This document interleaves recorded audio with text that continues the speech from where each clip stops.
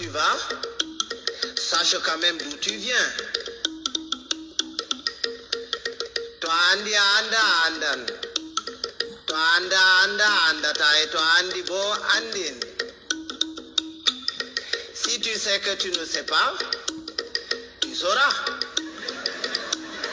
Mais si tu ne sais pas que tu ne sais pas, tu ne sauras jamais. Et quand tu sais, fais le savoir. Taturambia wai hanjur nora rumodu godo. Oya boturo to aba ma yurno rumodu ma. Ne te baisse jamais pour regarder dans le derrière de quelqu'un. Sinon quelqu'un d'autre se baissera aussi derrière toi pour regarder dans le tien. Toi wolwani godo sali nanan goma. Sirwa nanan monde goto nanani mo afama ko wali kanko sali no nanan goma.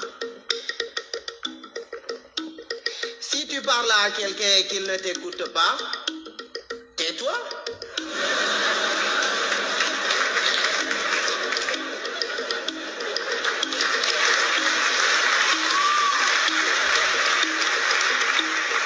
Écoute-le. Peut-être en l'écoutant, tu sauras pourquoi lui, il ne t'écoutait pas. Il ne sert à rien de se battre. Il vaut mieux convaincre que vaincre, parce que ce qui est convaincu est d'office vaincu, alors que ce qui est vaincu n'est pas convaincu. Quand Dieu a créé, il a d'abord créé les sages, les humains et les cons. Il a pris les sages qu'il a mélangés parmi les sages parmi les humains et les sages parmi les cons.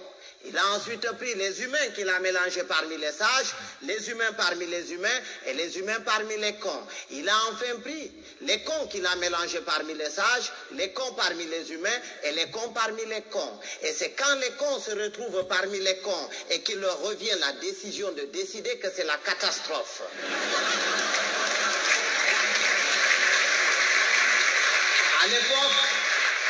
À l'époque, quand il y avait 2 ou 3 cons dans un village, on les extirpait du village pour les confier à un sage afin de s'occuper de leur rééducation.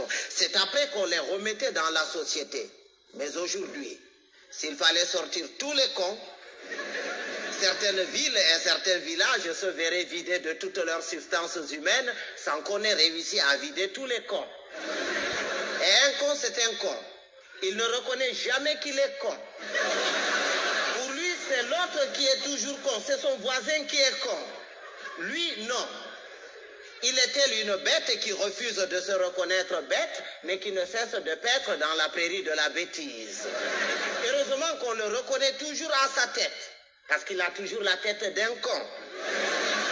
Il ne change jamais de tête. Si vous allez quelque part et que vous entendez les gens crier « Oh, le con, il est encore parmi nous. Il va nous pourrir la journée. » Si vous faites le tour de tout le monde pour repérer ce con en vain, ce n'est pas la peine d'aller le chercher plus loin.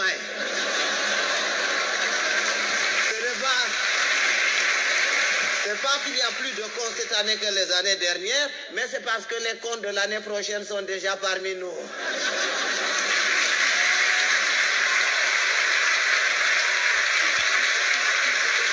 Bonjour et bonsoir, na pesi peuple congolais mbote.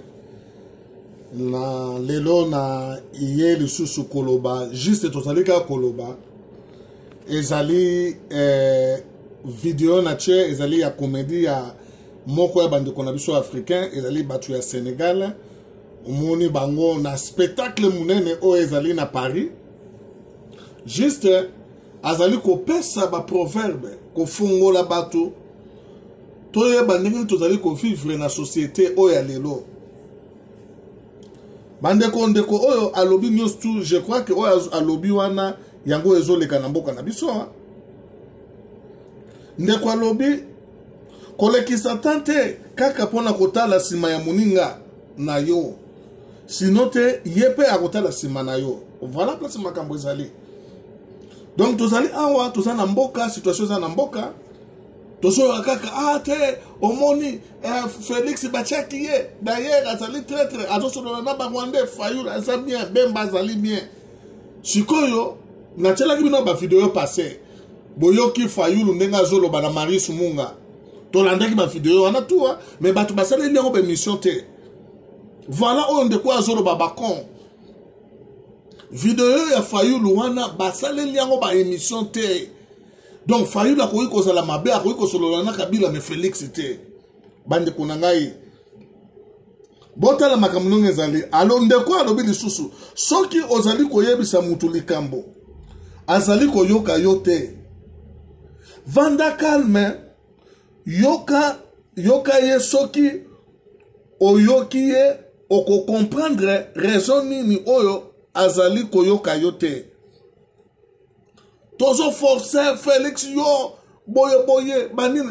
mais Félix azolo bate o mata masque tala yebo azoyo kate mesiko yo nanga il faut to sala effort ya kolobake o tozela to mona parce que to kozala na esika moko te to solola na ye poto yo kaye mais koyo kaye zali na ba acte na ba biloko azali ko poser nde to ko comprendre que mutu wana zali wapi bisika ne zali nini mais biso siko to lingi ke ye ayoka oyo biso to zali koloba mais silence na ye tozali ko comprendre yango te ke makambuni na ezali voilà place ba biloko ezali muto azolo baza muto amali asa congolais te voilà donc moi éducation mususu donc de quoi apesi biso civisme au monde ba théâtre nete ba saisa e basala ka ba esobe banani batutu wana bala digeste mais tala théâtre oyo ya bien oyo ezali ba poème éducatif civisme oyo ndeko oyo apesi pe tozali komona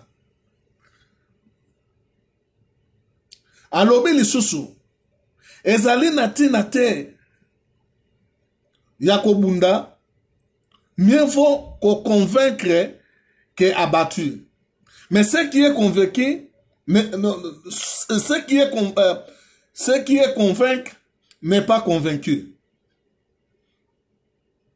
Donc, bitumba ezali nati nate. Au monde, il faut tout solo là, nama solo, ba débat, faire expliquer mutu. Likambo, oyo yo omoni ke koki komema biso na bitu moko normal. Tango zali ko boya eloko, ke oyo boye te, d'ailleurs kutu, oyo boye zalaki bien te, ye boye kofinga te, mais prouver biso le contraire, yo salaba analyse na yo. Lakisa biso nzela ke nzela nini biso to koki. Kokota pona kobima to koma na destination oyo biso tutolela kake Kabila bakangaye Kabila babomaye Barwande babima na mboka na seko makalme oyo nyosu ba lekaki na ba massacre na banani ba congolais tout bazala arrêter yo pesa biso solution ko yaka kaka teke bozali kozwa komoko boye bozuye boye botieye na ba place ba biloko wana siko to bandaka koyoka kaka chaque jour ozomona ngote ke tozali ko passer temps pour rien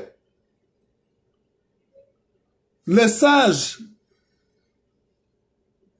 donc tant nzamba sali mokili nae asali batu nae asali ba sage asali ba humain ndenge de kwa lobi asali pe ba kon siko ba kon ba sangana na batu bazo sangana pe na bato bazali ba sage ba kon bazo ya wana mais siko yo quand soka lobi ke aya na ide na ye likolo ya basage na ba humain ezobi mabuzo ba ya kosakana te voilà par exemple na ba communauté tant bato bazo kangama pona koluka kobunda koluka koyeba na banani du fait que tozali kosangana na ba oyo ndeko lobi ba kon donc ba kona batwana moyen ba pesa ide ezali te ezali bato ba créer ka ba désordre kofinga bitumba banini division parce que yazali ko comprendre te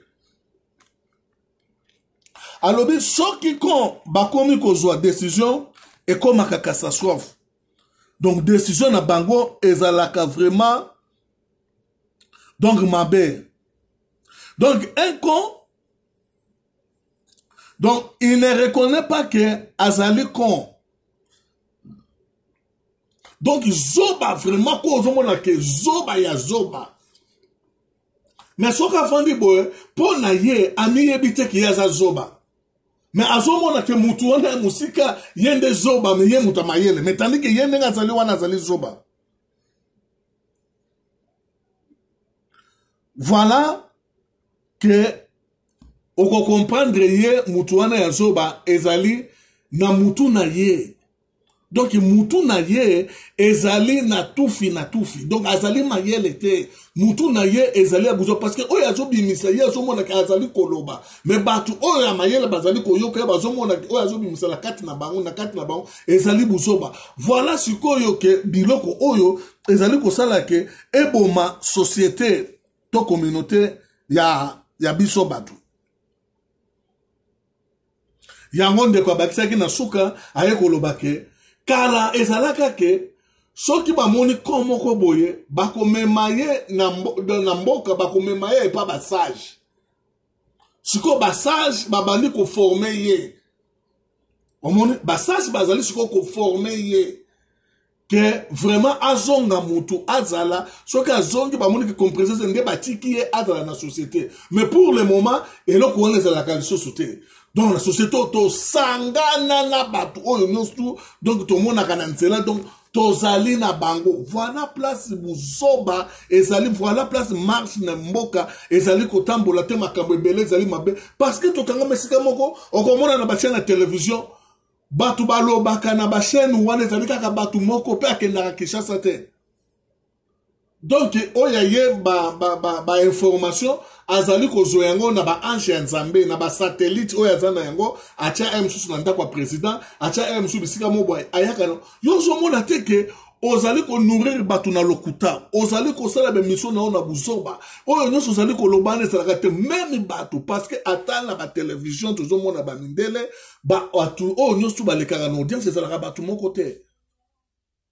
Romona lelo batu mususu lobi batu mususu lobi wana kuna batu mususu. Donc voilà parce que bazana besoin que bazwa batu mususu na ba idée mususu. Mais tango ekangami kaka batu moko soka fungole loko soka moni mutu te mutu oyo soki mutu te mutu oyo.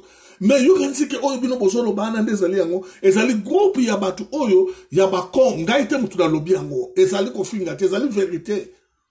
D'autant bazolo bazoba ezali kofinga te ezali ba qualification.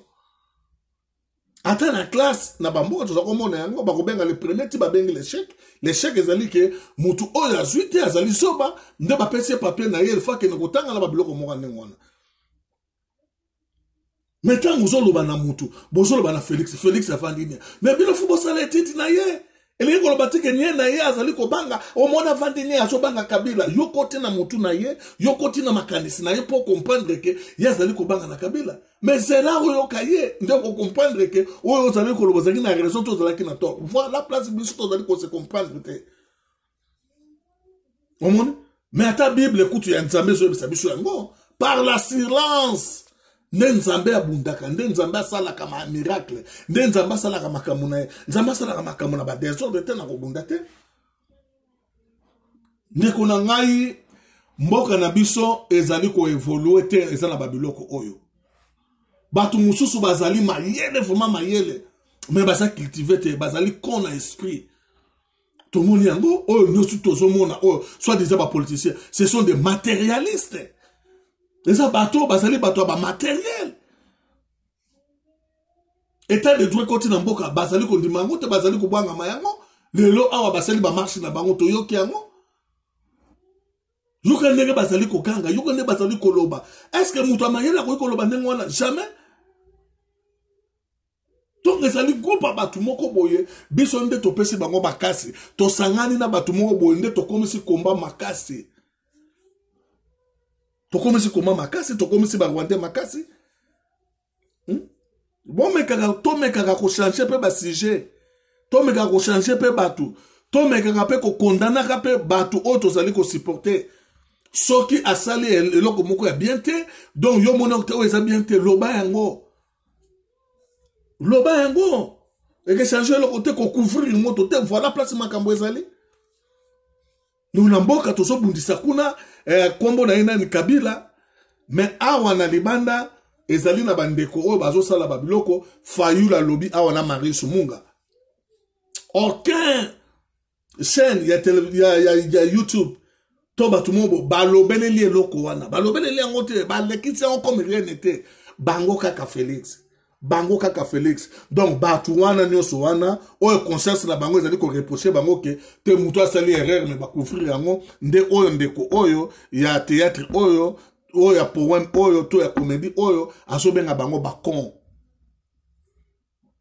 bazoba omoni eza kofinga te ezali émission oyo nga nasali juste mpona kopesa mwa moke oyo ndeko alobaki vraiment alobi moke mais ezali très capital vraiment nga naza flatte na yango wana nasali eloko oyo comme ça actualité ya lelo ezali kaka ke état de droit dossier ya Jekamine yango eza déjà en cours batu oyo basalaki babiloko wana baza kokangama bashadari baza déjà pembeni ya kobengama état de droit bango bazondima ngo te état de droit ezali kosalama donc oyo nasalaki nango lelo eza wana nde tokomi prochainement na édition mosusu merci bye